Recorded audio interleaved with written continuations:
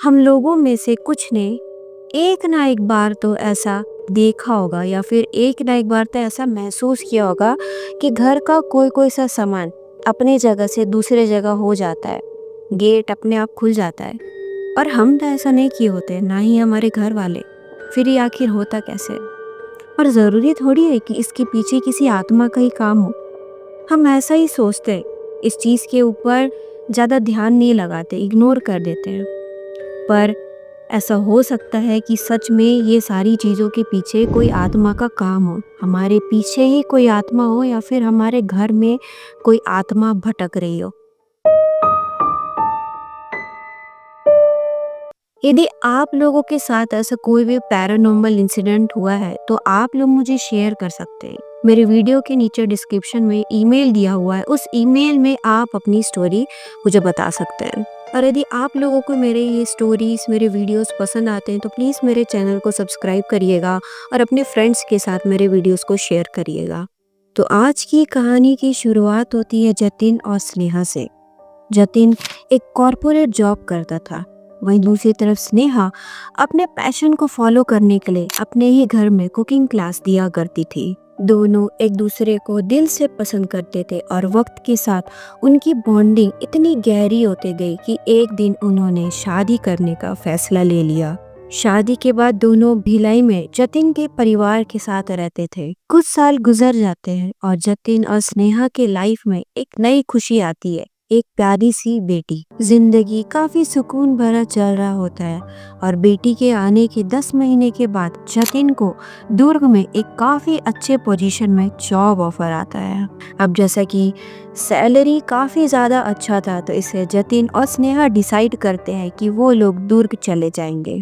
तो सबसे पहले जतिन अकेले ही दुर्ग आता है एक रेंट हाउस देखने के लिए। अब जैसा कि स्नेहा वापस से अपना क्लास स्टार्ट करना चाहती थी तो इस बात को ध्यान में रखते हुए जतिन को एक ऐसा घर ढूंढना था जहाँ पे स्नेहा अपने कुकिंग क्लासेस अच्छे से ले सके, जहाँ पे अच्छा खासा जगह हो। अब जतिन को अपने कॉरपोरेट कलीग्स के तरफ से कुछ अच्छे अच्छे घर के सजेशंस आते हैं तो जतिन उन घरों को देखने के लिए चला जाता है। अब देखते देखते जतिन को एक ऐसा घर मिलता है जो उनके सारे रिक्वायरमेंट्स को पूरा करता हो। जतिन उस घर को फाइनल कर देता है। लगभग 15-20 दिन के पेपर वर्क और शिफ्टिंग के बाद फाइनली जतिन और स्नेहा उस घर में शिफ्ट हो जाते हैं। सुबह के 9 बजे जतिन अपने ऑफिस के लिए निकल जाता है और घर में स्नेहा और छोटी बेटी ही बच जाते हैं। अब कुछ ही दिनों में स्नेहा का कुकिंग क्लासेस स्टार्ट होने वाला था तो इसीलिए स्नेहा अपने किचन में इसी चीज का तैयारी कर रही होती है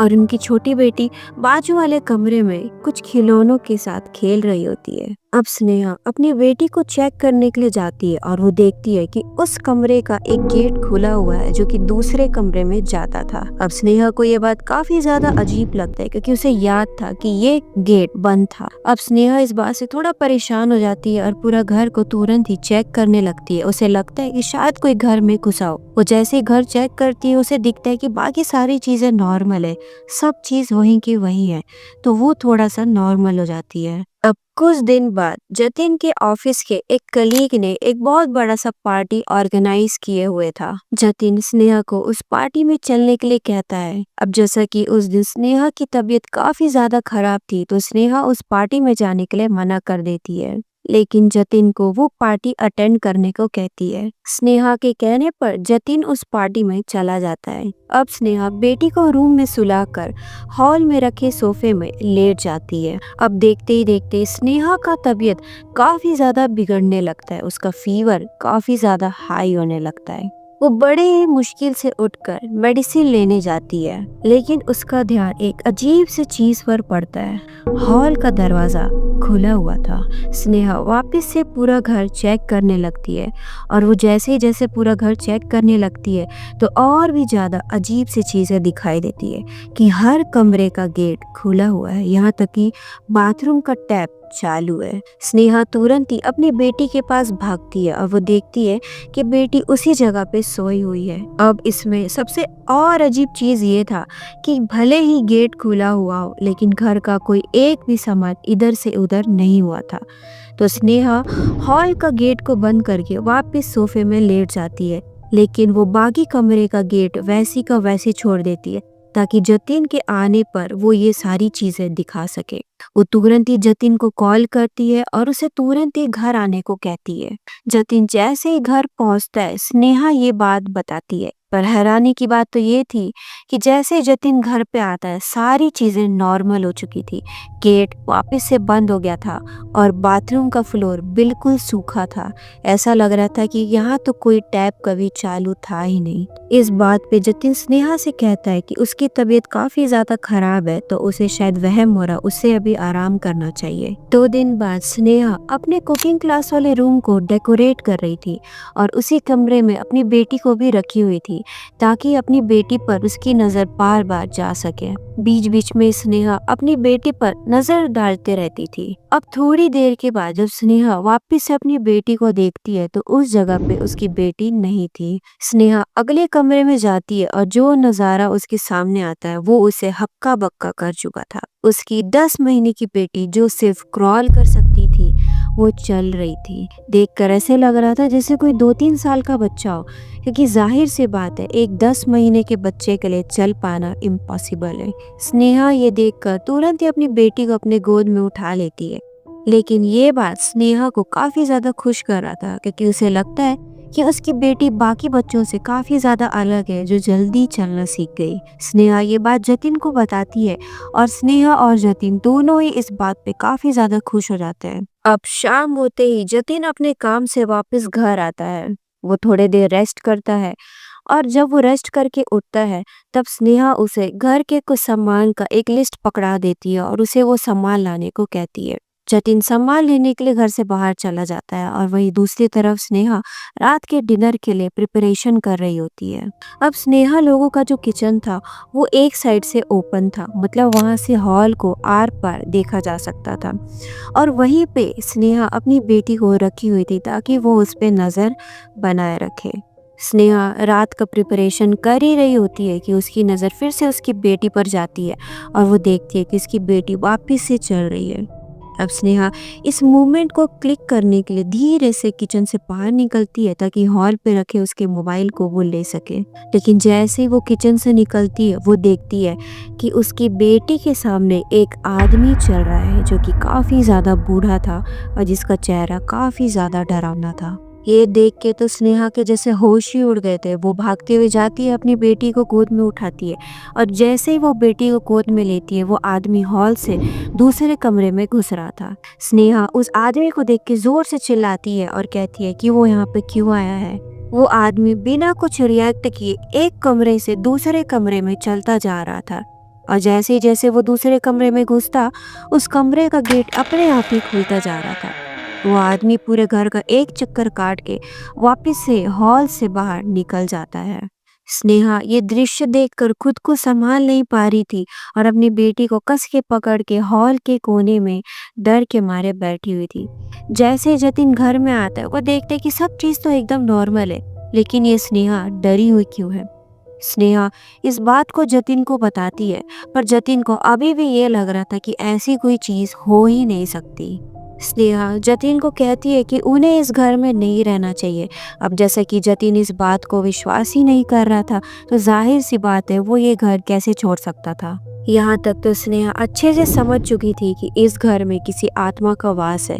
स्नेहा अगले दिन अपने घर पे कॉल करती है और ये सारी बातें बताती है। अब इस बात पे स्नेहा की मम्मी कहती है कि उसे बस थोड़े दिन रुकना होगा और इस बात का उपाय वो उसे बता देंगी। स्नेहा की मम्मी किसी पुजारी के पास जाती है और ये सारे इंसिडेंट को उन्हें बताती है। पुजारी बताते हैं कि हाथ में मुट्ठी भर राई के दाने लेकर हॉल के गेट पे सामने एक लकीर बनाना है। स्नेहा ये चीज को तुरंत ही करना चाहती थी, लेकिन उसे जतिन का डर था कि जतिन ये सारी बातों को मानता ही नहीं है। स्नेहा जतिन से कहती है, तुम मानो या ना मानो, लेकिन ये सारी चीजों में मैं मानती हूँ और मैंने ये सारी चीजें अपने आंखों से देखी है। तो वो तुरंत ही हाथ में मुट्ठी भर राई का दाना लेके हॉल के गेट में एक लकीर बना के खींच देती है। शाम तक तो उनके घर पे कुछ भी नहीं होता, सब चीज नॉर्मल था। अब जतिन और स्नेहा रात का डिनर कर रहे होते हैं कि अचानक से उनके हॉल का गेट इतने जोर से खुलता है और बाहर से एक तेज हवा का झोंका अंदर आता है और देखते ही देखते उनके सारे कमरे का गेट अपने आप ही खुलने लगता है। उनकी बेटी की फिर रोने की आवाज़ आती है और तुरंत ही स्नेहा और जतिन उनकी बेटी के कमरे में जाते हैं तो वो देखते हैं कि उनकी बेटी वहाँ पे नहीं है। वो ढूंढते ढूंढते उस कुकिंग क्लास वाले कमरे में जाते हैं और देखते हैं कि उनकी बेटी वहाँ पे वापस से चल रही है और उसके सामने एक कोई बूढ़ा आदमी चल रहा है। उस आदमी के पीछे पीछे उसकी बेटी चल रही थी। जतिन भागते हुए जाता है और अपनी बेटी को उठा लेता है और फिर वो बूढ़ा आदमी उस जगह से गायब हो जाता है और फिर धीरे से उनके सारे कमरे का लाइट बंद चालू होने लगता है और एक काफी अजीब सी आवाज आने लगती है। ऐसा लगता है कि जैसे कोई बहुत ज्यादा गुस्से में हो। इस बात पे स्नेहा रोने लगती है और रोते रोते कहती है कि उसने जो भी ये हरकत की है उसे माफ कर दे। ना वो उसके रास्ते में आएगी और ना वो उनके रास्ते में आए। ये चीज़ सुनते ही उनके घर का माहौल शांत हो जाता है। वापस से सारे गेट बंद हो जाते हैं और लाइट वापस से आ जाता है। अब इस इंसिडेंट के बाद स्नेहा और जतिन ने तुरंत ही अपना घर बदल लिया था। लेकिन यदि स्टोरी को मैं थोड़ा सा और एक्सप्लेन करना चाहूँ तो हम ये समझ सकते हैं कि उस घर में कोई एक बूढ़ा आदमी रहा करता होगा जिसकी डेथ हो गई थी और जिसकी आत्मा को शांति नहीं मिल पाई।